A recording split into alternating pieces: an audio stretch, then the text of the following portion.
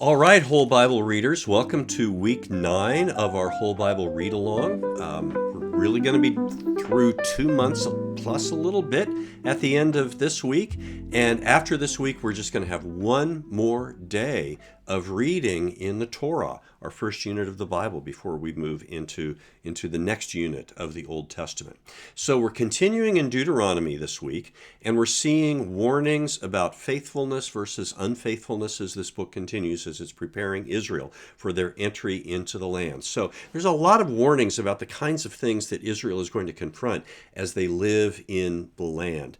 As they go forward in their journey. They're warned about false prophets, people who speak against the covenant, who speak for other gods, who give warnings about things that don't happen. They're told, disregard these people, reject them, even get rid of them.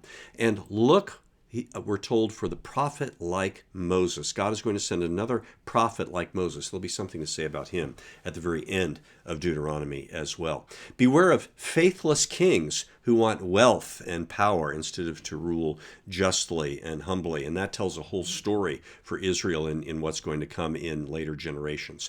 Beware of paganized priests like Nadab and Abihu, the sons of Aaron that we read about, who brought strange fire into the tabernacle, meaning they started to paganize the worship there. Don't let that happen.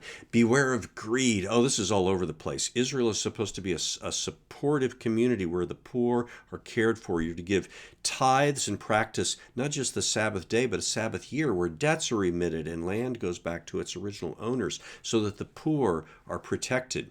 Keep the feasts, Israel is told, as acts of remembrance, so you remember God's goodness towards you and what his values truly are. Let God fight for you. Don't try to become the mightiest guy on the block, but let God protect you and God fight for you. Remember, it's always a story of relying on God for provision and protection.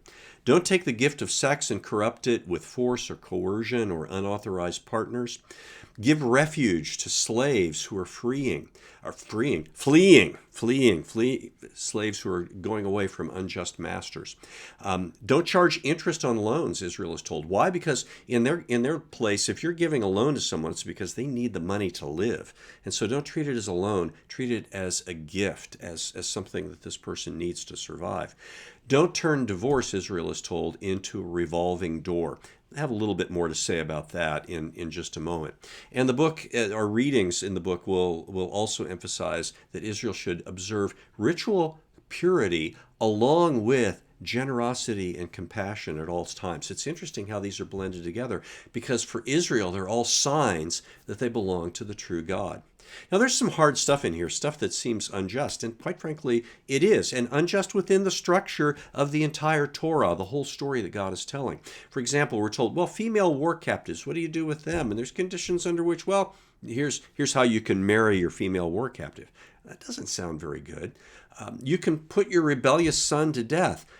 That doesn't sound very good. Well, what I think we need to understand here is that there are deep structural evils in the ancient Near East, and the law is implicitly acknowledging that some of these are so deep that the law can do nothing better than just manage them and bring them down a notch. And we've mentioned before, Israel practices slavery. The God who frees the slaves of Egypt doesn't want Israel practicing slavery, but he knows they will, so he says, if you're going to do it this way. The God who creates male and female and says, for this reason a man will leave his father and mother and be joined to his wife, and the two will be one flesh, doesn't want them taken apart. And that's why divorce here, where it's presented, is don't go crazy with this. Don't turn it into a revolving door, marrying and divorcing each other multiple times.